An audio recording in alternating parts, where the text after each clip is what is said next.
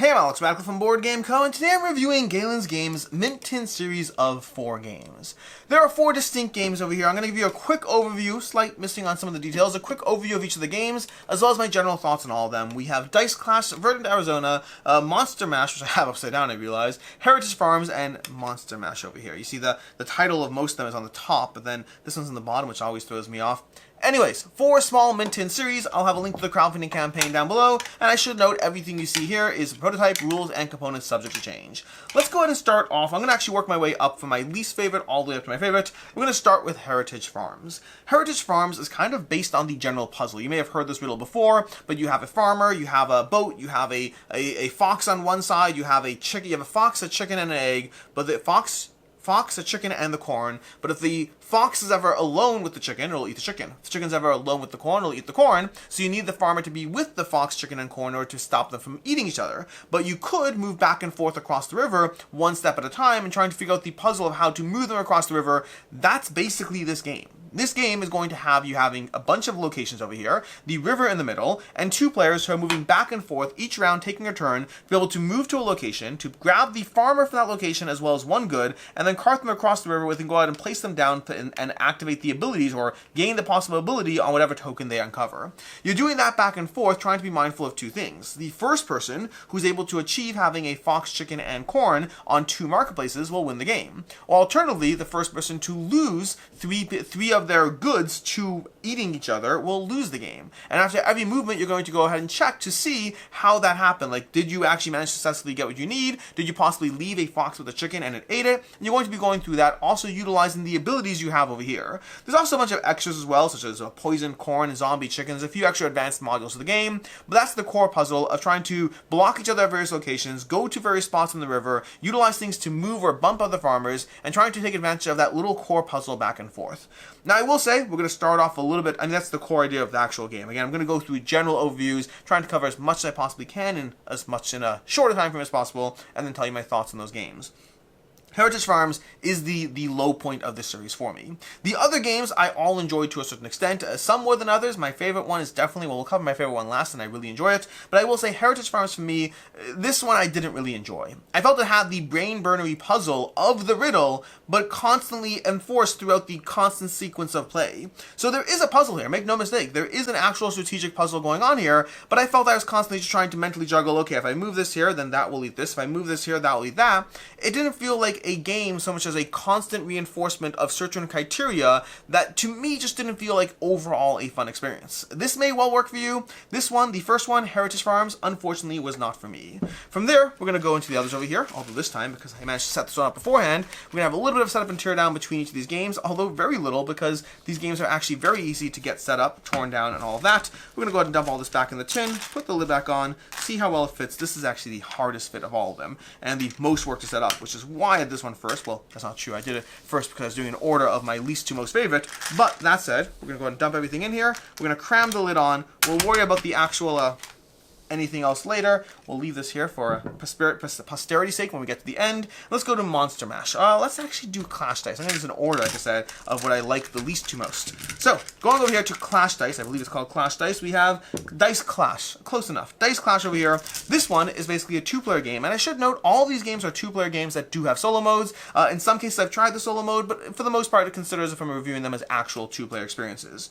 Then from over here, we have Dice Clash, which is going to have you taking characters. Let's grab the first character we have over here. We have her with this one. We have Highlander over here. And then we have, this is a solo character, so we're going to ignore that. Let's go ahead and grab another character over here. We have Samurai over here, and then we're going to grab her and place them against each other. Now we have all the other cards. These are basically for the various characters in the game, because you have, I think it was a 5 characters, 6 characters, then plus solo mode characters. We're going to have these characters going head-to-head against each other. So what I'm going to do, let's go ahead and just configure these as characters that are facing off against each other, placing their dice. Let's move this away, and move this that away, and then there we go. We can have these characters facing off against each other. We're going to grab our dice over here, and we're going to roll the dice. Now, you are rolling these dice secretly behind a screen or whatnot. You're kind of covering them with your hands. You're going to roll these dice. You're going to start with a player who's going first, but then you're going to have these cards, these dice, all secretly behind a screen as they face off against each other. This game is basically going back and forth, hitting each other until one person can't respond. That's the core idea. You assign a dice, you activate the ability or the modifier of the space, and then you see if the other player can counter and fight back until one player can't respond. It's kind of an ever-increasing pool of your dice until you reset when you get to 6. You'll see what I mean in a second. So for example, this player over here will go ahead and they'll assign a 6 to a basic vanilla ability. They'll go ahead and place off a 6 against them. Now for a 6 over here, whenever a player plays a 6 or higher, the way to parry that is to place a 1. So we can take a 1 over here and parry it. But we do want to save our 1, so what we're actually going to do is we're going to take our 2 over here and place it on a dice modifier spot. This grid over here, this is a dice modifier. You can adjust the die up or down by 1. So we're going to adjust to a 1, and boom, we've now parried against that. Now again, keep in mind these dice are all hidden. You don't see what your opponents have as you play through this. So we assigned our 1, and now this becomes the new attack against our opponent. The good news for this guy over here is that's pretty easy to defend against. We're going to go ahead and just launch another 6 directly at my opponent. Let's go ahead and place it, let's actually place a 4. We're going to place a 4 over here. I'm going to place it against this over here, which means it's going to be modified with a +1, so it's going to be a 5, which means they have to respond with basically a 6 over here.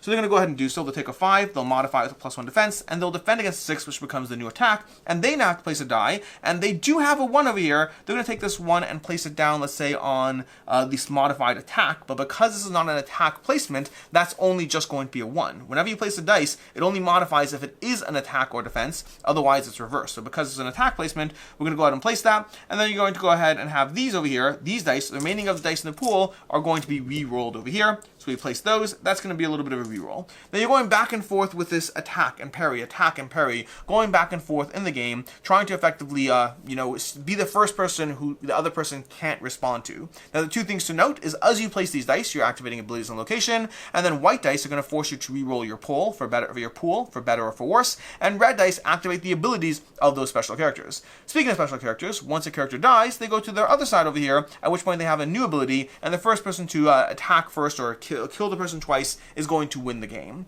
That's basically how you play through Dice Clash. So Dice Clash, Clash Dice. Dice Clash over here.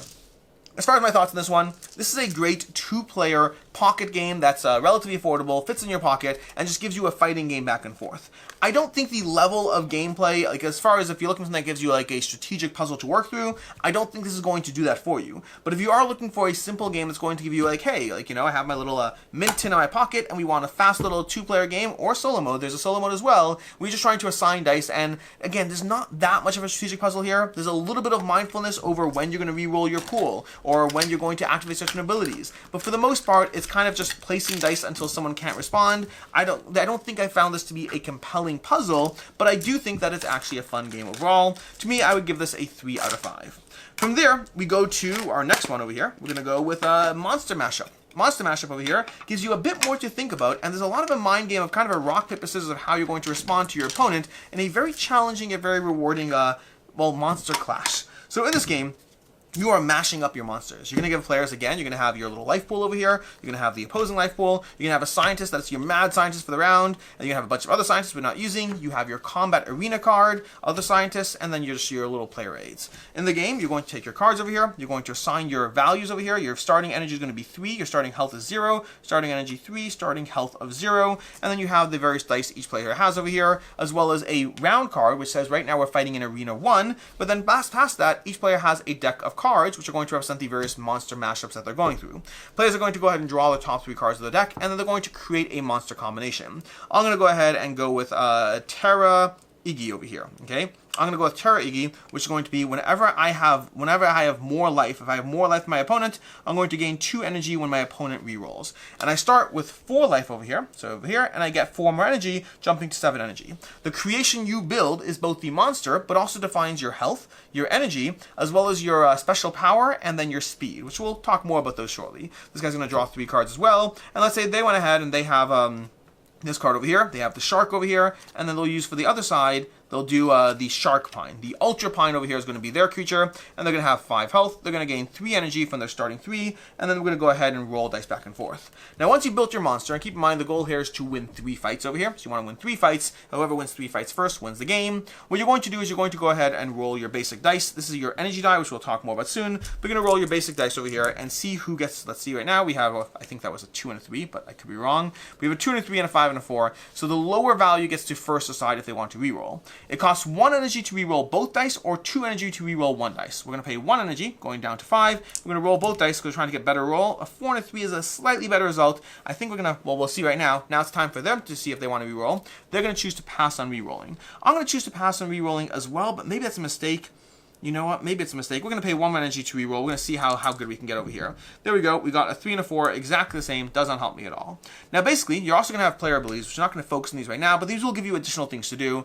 Now, right now, players are going to go and give a hand movement to each other. Basically, what you're going to do is you're going to cast a hand movement. That's one of 3 possible hand movements. The first one is between a 0 and a 5. You go rock, papers, and you can say what you want. 1, 2, 3, go. That means I'm committing 2 energy to the fight, 2 energy, which I'm going to pay 2 energy from this track, and put this die as a modifier die that increases my energy against them, which basically modifies my attack at the cost of energy. So now my 7 becomes a 9. The problem is both players are doing that simultaneously, so if the other player did that too, well, they went ahead and they still won the game. If I simply do a fist means defense. It means I'm limited to taking 1 damage this round, no matter what other things are in play. Because in the game, you can take a variable amount of damage, although if you do a fist, you are going to take only 1 damage. You'll also gain energy equal to your intelligence stat over here, so it's a good way to power up. The bad news is if the other player, because there's 1 more motion left, the last motion is just panic. Panic is going to be where instead of doing a 2 or a 3 or a 0 or all that, or instead of doing a fist, you simply go boom. You slam the table. And that causes mass panic. If your opponent played a fist in defense, they instantly lose the fight, which is a little bit of a puzzle of when you think your opponent's going to simply try to build up and power up, because you can slam the table. The downside is, if your opponent did not do defense, everyone is going to re-roll their dice, and you're going to have to stick with whatever roll there is, which means you may have been ahead, and now you're going to lose instead.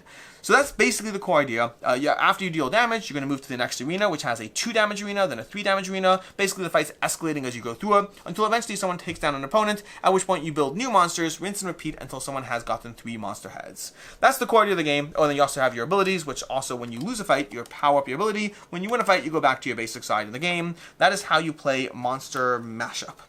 This game has a bunch of things going for it, a few things going against it, but overall I would say that the main thing over here is, first of all, there's a cute, charming aspect to building your own monsters. I do wish there were more abilities on them. I found the abilities were okay at times, but I didn't feel like they were as big of an impact on the game as I would have liked, especially considering you're building monsters. Give me fun, cool abilities. So I do want more in the ability arena, but past that, the core idea of building a monster is fun. The escalation is fun. The dice rolling and trying to figure out when to push your luck, when to keep going is fun. I'll also say the whole little puzzle of rock, paper, scissors, where you're trying to figure out, do I go for defense? Will they instant kill me? Do I try to force a reroll? Do I just add energy to my attack? That is a fun, challenging puzzle that I overall enjoyed in the game. I'll say that the other complaint I have, past the abilities feeling like they could be a bit more interesting, is that I think the game outstays its welcome a bit. I don't think it should have been till 3 monsters. I think it should have been best of 3 instead. I think playing through 3 monsters means you can be playing up to 5 rounds of this game in a row, and frankly, I think 3 of these in a row is kind of where my interest in it tops out in terms of in a row. If you're playing a session of this, playing 3 of these is a good length. Playing 5 of these, I just think overstays its welcome for what this game is. The good news is, if you agree with me, that is an easy house rule. You don't need to do anything other than just decide that that is how you're playing the game. But that's overall Monster Mashup. It's cute, it's clever, it's got a nice little, getting in the opponent's mindset as you try to play those things. I'd say overall a 3.5 out of 5. And that brings us to our favorite game, Verdant Arizona. Verdant Arizona is going to be, again, another 2-player game that has a solo mode, but in this game, you're trying to go through set collection. Now, if you've watched my other videos, or if you know other games that I've liked, this will make sense that this is my favorite from this genre. Has little elements of Keystone North America, and it is still a tiny little pocket game. In the game, you're going to go ahead and set up a grid, and the goal of the game over here is to try to get cards, but you're trying to get cards into your own grid. So as you take cards from the central grid, you're basically trying to orient your own little 4x4 area that's going to follow certain rules. So let's focus first on what you want cards for, and then focus on the actual grid of how you get cards. So let's pretend right now that you're trying to build your own grid out. Let's actually orient this right now. Let's say this is our final grid. Let's move all this up. I think it'll make more sense if we tell you what you're going for, and then from there talk about how to acquire cards. So in this game, you place these cards out like so. You have a 4x4 grid, and this is a terrible placement. I'm just going to rearrange some things to show you how this works right now. So if we do this over here and this over here, that's great. And then if we do this 21, 35, 17, 6, and that's fine. Let's go ahead and put these here like this, and that should hopefully be enough. So this will kind of give you, if this were my grid at the end of it, then this is how I would score. For each row and column in which you have ascending or descending, you get 1 point. So for example, in this row right now, we have 23, 24, 25, 37, that's a point. This row, there's no order to it, there's no point. This row, there's no order, there's no point. This row, 6, 13, 32, 35, there's a point. That's so far 2 points, but I also have a gecko here. Geckos score a point when it's already scoring a point anyway. So this row becomes a 2-point row because there's a gecko in it. So we have 1 point, 1, 2 points. That's going to be 3 points total. Then over here, 6, 17, 21, 23. That's another point. We're at 4 points so far. No rhyme or reason, nothing. No rhyme or reason, nothing. And no rhyme or reason, nothing. So we're currently at 4 points. But then you also score 2 points for every quadrant. If you have your 4 corner quadrants, each one that is all one color, so these are all red and all white, that would be another 4 points over there. So we get a total score of 8 points at the end of it. That's what you're trying to do. You're trying to build a 4x4 grid that's going to be ascending or descending rows and columns, have quadrants that are all one color, and then have as many geckos as possible in the rows and columns that are scoring for ascending or descending order. Now, as far as the actual puzzle of how you get the cards, that's where we're going to go back to the central grid over here, because you have a central grid that players are trying to draft cards from. You're going to have a little truck that's on this spot over here, and this truck, on your turn, you move 1 or 2 spaces. So, for example, I'll go 1, 2, and I'll take this card, putting it into my own private grid. A new card comes out face down, my opponent goes, they go 1, 2, they take this card, putting it into their private grid. And you're going to continue doing that, replacing cards with face down until you can no longer do so, at which point you'll go ahead and turn over those face-up cards to give you a new pool to take cards from. Now you'll notice that there's some bird nests over here. The way those work is whenever you get a bird nest, you take that bird and you can use it to either move the truck 1 further on a turn or to swap 2 cards in your grid, giving you flexibility over something that was a bad play, because as you gather cards, you have to build your grid as you go. When you take cards, you can't just hold them and then build a grid at the end of the game. You are placing a card down. So again, if you're taking a card, you grab a card from the grid, you put it down, there's a 23. I got my 37, I'm like, where do I want to put this? I can't put it over here. I'm going to put it over here and hope for the best. I get my 22 over here and I'm like, oh, I don't know, I'm going to do this. I'll put it over here. It's good for this row. I have to think through. And then later I get a 20 and I'm like, I'll put the 20 over here. Maybe we can get a quadrant going. I grab a card and it's a 13. Let's put that 13 over here. So you're slowly trying to build and expand out your grid as you play through the game. That's the core idea over here. If you played games like Keystone North America, it kind of has that ascending and descending row situation. You're just doing it in a drafting puzzle that gives you a lot to think about while you're mindful of those geckos being worth points, these birds giving you flexibility, and then the individual cards and how well they're going to fit into your grid and allow you to score. I really like this one. This one really has a lot to think about, a lot to do. It is arguably like it's the cleanest in terms of the components as well. As far as the component differences, it's the cleanest game overall. It gives you the most strategic gameplay in my experience from these games. I really like Verdant Arizona. I will say the one thing I was not here for is I think that, ironically, I'd say Verdant Arizona has my least favorite art. Dice Clash probably has my favorite art, then Monster Mashup, and then Heritage Farms. And Verdant Arizona, I thought the cactuses were a little, like, no offense to the artist in any way, or even the company for that matter, but I just wasn't pulled in by the art or theme of this one. But the actual numeric set collection of how you're trying to gather things, build your grid out, and score as optimally as possible, this was a very satisfying experience. I have not played the solo mode in this one yet. I do want to give that one a go and see if I enjoy this, but Verdant Arizona is a 4 out of 5 for me. That is going to be your Mint Tin mashup reviews. We have Verdant Arizona coming in as a 4 out of 5. We have a Monster Mashup coming in at a 3.5 out of 5, Dice Clash coming in at a 3 out of 5, and then Heritage Farms coming in at a not for me on this game. In any case, and until next time, I'm Alex Radcliffe from Board Game Co. I'll have a link to the crowdfunding campaign down below, and until next time, I hope you have a good one.